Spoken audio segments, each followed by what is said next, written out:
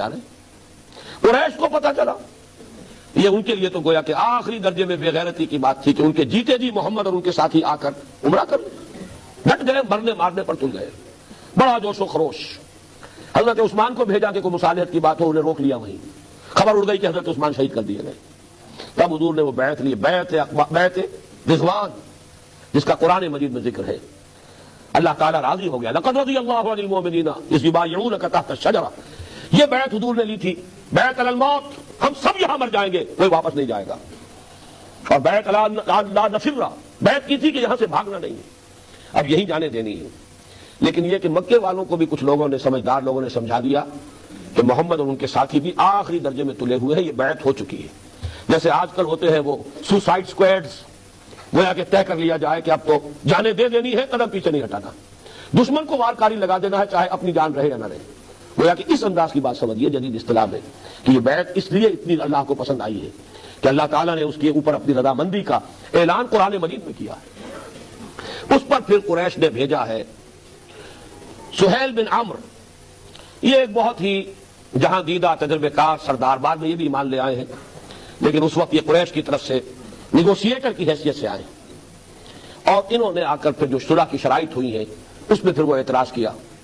حضور صلی اللہ علیہ وسلم نے جب لکھوانا شروع کیا تو حضور نے کہا، حضرت علی لکھ رہے تھے کاتب کی حیثیت سے، کہ لکھو یہ وہ معاہدہ ہے جو محمد رسول اللہ اور قریش کے مابین طے پایا۔ سہیل نے فوراً روک دیا، نہیں، یہ تو معاہدہ ہے جس پر سب کے دستخط ہوں گے، ہمارے بھی ہوں گے، تمہارے بھی ہوں گے، اور اوپر لکھا ہوا محمد رسول اللہ، اس کا مطلب ہے ہم نے مان لیا اللہ کا رسول۔ اگر ہم اللہ کا رسول مان لیں تو جھگڑا کائے گا؟ پھر ہم تو نہیں مانتے، یہاں لکھا جائے گا محمد ابن عبداللہ۔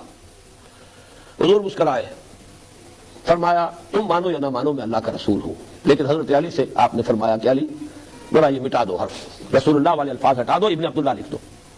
حضرت علی نے عرض کیا، حضور میں اپنے ہاتھ سے نہیں مٹا سکتا۔ بہرحال حضور نے پھر خود مٹایا۔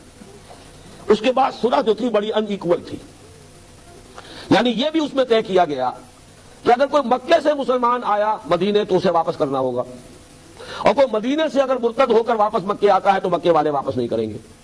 اب یہ ان ایکول ہے، مکے سے کوئی مسلمان بھاگ کر اگر مدینے پہنچے تو حضور اور مسلمان پابند ہیں کہ اسے واپس کر دیں گے، لوٹا دیں گے۔ مدینے سے کوئی مسلمان اگر مرتد ہو کر واپس آتا ہے تو یہ واپس نہیں کریں گے۔ حضرت عمر کا خون کھول رہا ہے، سب کا خون کھول رہا ہے۔ حضرت عمر سے ضبط نہیں ہو سکا، انہوں نے آ کر حضور سے کہا کہ کیا ہم حق پر نہیں ہیں؟ کیا آپ اللہ کے رسول نہیں ہیں؟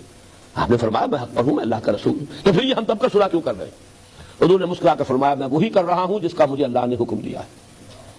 حضرت عمر کا غصہ اب بھی نہیں تھما، گئے حضرت ابو بکر کے پاس، کیا ہم حق پر نہیں ہیں؟